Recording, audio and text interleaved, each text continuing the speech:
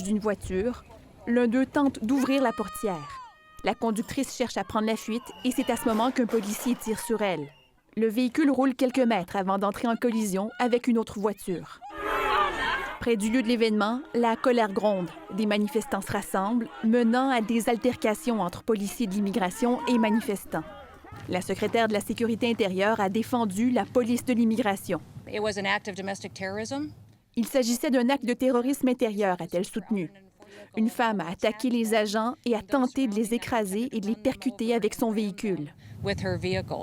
En réponse à ces déclarations, le maire de Minneapolis n'a pas mâché ses mots. They are already trying to spin this as an action of self-defense. Ils essaient déjà de présenter cela comme un acte d'autodéfense. J'ai vu la vidéo. Je tiens à dire à tout le monde, c'est de la foutaise, a-t-il déclaré.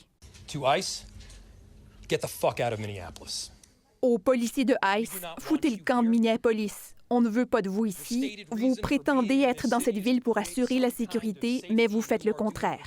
Sur le réseau Truth Social, Donald Trump a déclaré avoir visionné la vidéo.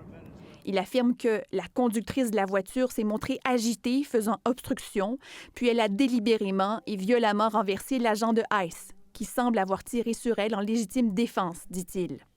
Ces incidents se produisent parce que l'extrême gauche menace, agresse et prend pour cible quotidiennement nos agents des forces de l'ordre et nos agents de ICE, ajoute Donald Trump. En fin d'après-midi, le gouverneur de l'État du Minnesota s'est dit en colère, en ajoutant qu'un tel événement aurait pu être évité. What we're seeing is the consequences of governance designed to generate fear. Ce que nous voyons, c'est la conséquence d'une gouvernance conçue pour générer la peur, les gros titres et les conflits, a-t-il soutenu. Il a aussi lancé un appel au calme, car la tension monte. Et l'événement n'est pas sans rappeler les émeutes survenues à Minneapolis à la suite de la mort de George Floyd en 2020. Ici Marie-Isabelle Rochon, Radio-Canada, Montréal.